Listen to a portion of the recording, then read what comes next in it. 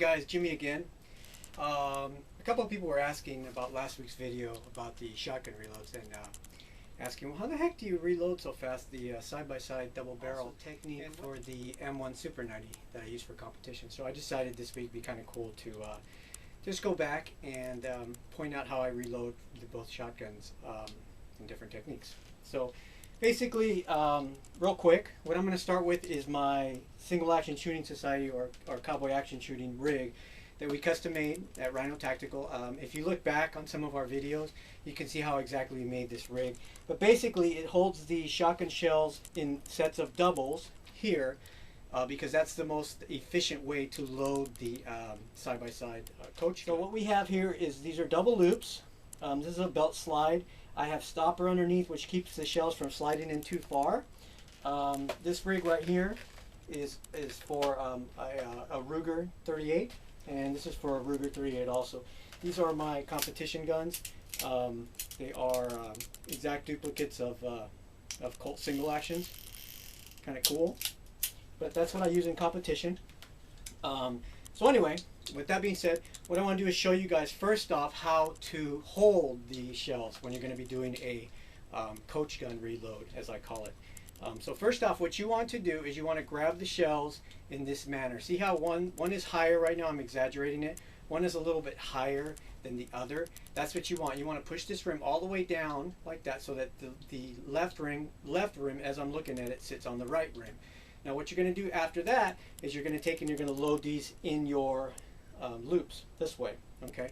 The reason you have it like that is because it's a 3-finger hold, and when you come down to grab it, the finger indexes this left shell, and if it's the other way, it won't be able to index it. So this way, I find it easier to index it. So you grab it here, you grab it with the thumb, and then the index finger just like that. Now the technique, there's 2 techniques for loading a shotgun. One is the low version, and the second is the high version, where you're loading really high and it's eyes muzzle target, similar to the M1 Benelli Super 90 technique that I use for a combat competition. So anyway, so with that being said, what we're going to do is I'm just going to show you real quick the technique for loading from down below when you're shooting. So this is my 12 gauge Stoker, which you guys have seen. So basically the technique is whenever the gun is down, you basically grab the shells out of the carrier and then you place them against the barrels, and then you roll them backwards just like that. Close it up. The gun goes up. You simply pull the triggers back. As soon as that happens, the gun recoils back on the same motion. The shells are expended. You go back down. Left hand goes to the shells, grabs the shells in that same manner, puts them in, locks them back, up, pull the triggers, straight back. Left hand goes in, up, back. Left hand goes in, up, back. Left hand goes in, up, and back. So basically, what happens is every time you're doing that, you're working from left to right because it's more ergonomically correct than trying to work from this way. It's left-handed, so you just move this way.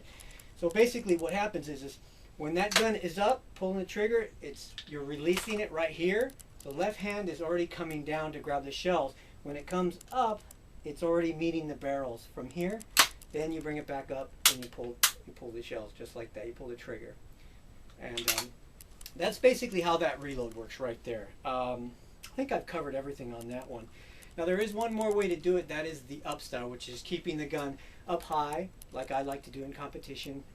This is actually the reload that I use, but I can use both depending on what time, if I'm reloading off a table or what have you with the shotgun. This is the second reload, which I talked about, which is reloading the 12 gauge side-by-side shotgun up high, which it actually helps you a little bit better stay on target and use all the targets as you're approaching them on your peripheral.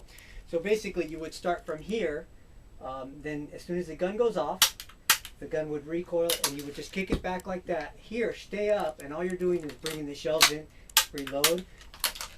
From there, it's just keeping everything straight up, kick it back.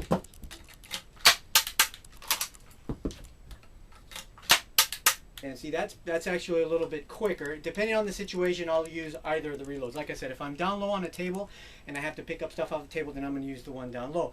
But be flexible with your reloads. If you can maintain this one's better because it's always better to just be right here and on target.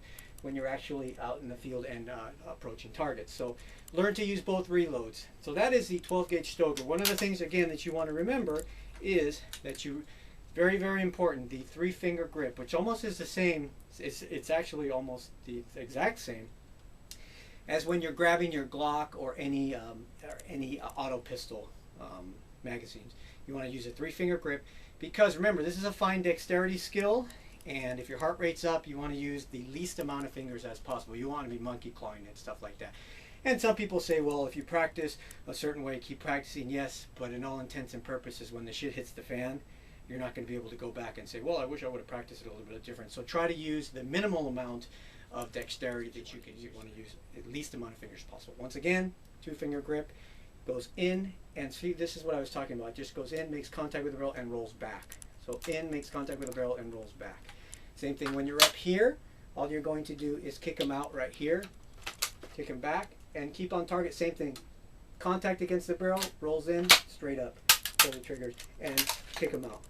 That's all it is. So now I'm going to get into how I reload the Benellis for competition. Basically, the next technique that I want to talk about is how to load into an autoloader.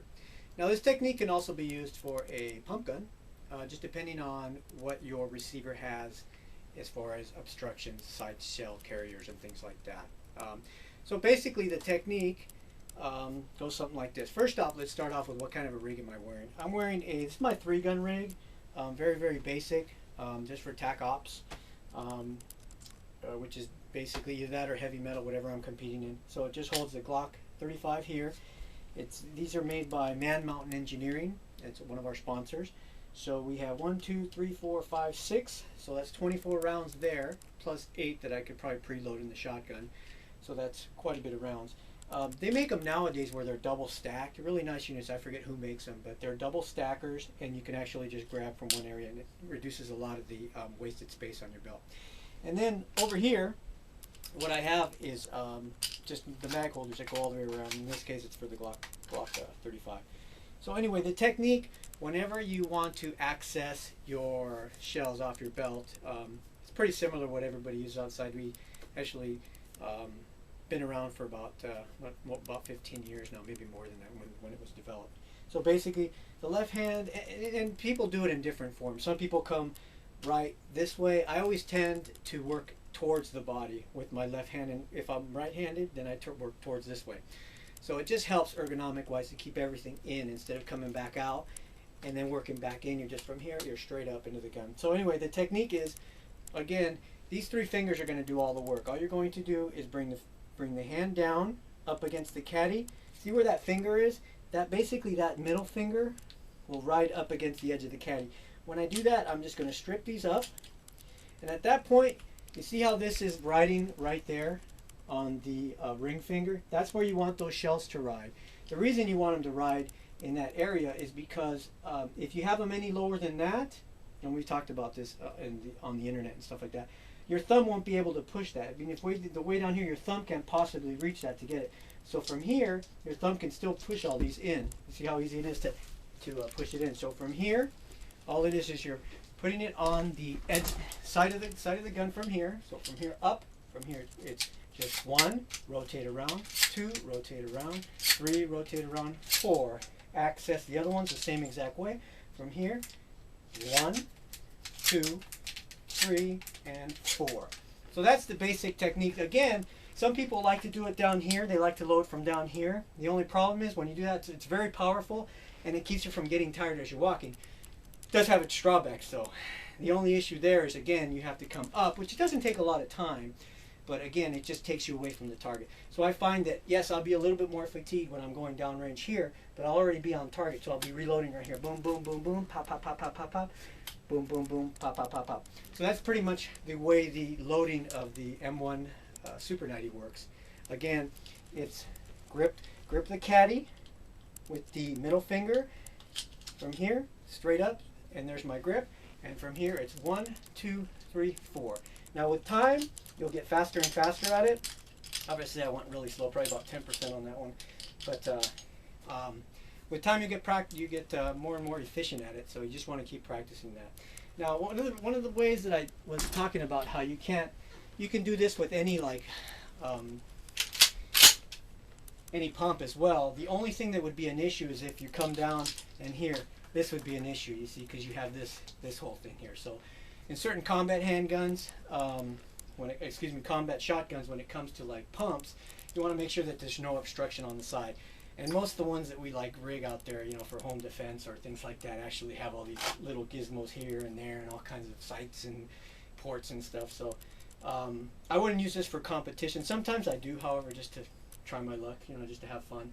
But majority of the time I want a empty receiver where I can just do the loading the same way. 1, 2, 3, 4. So that's basically it.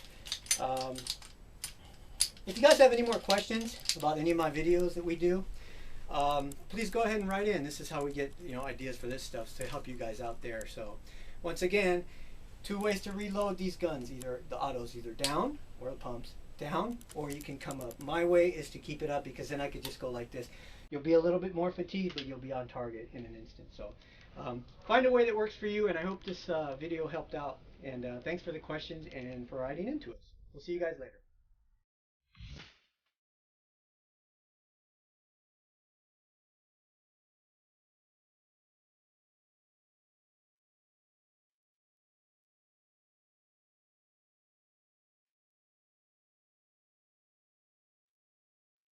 Gerardo Román, DJ.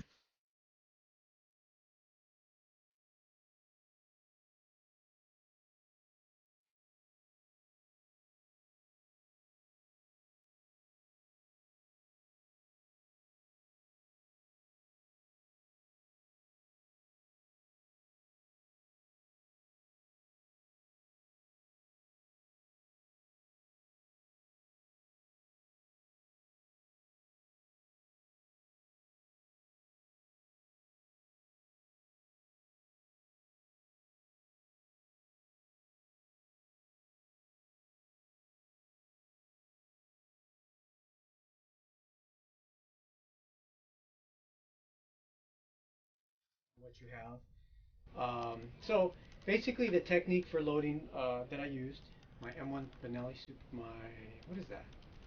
Ah, it sucks. That's what it was.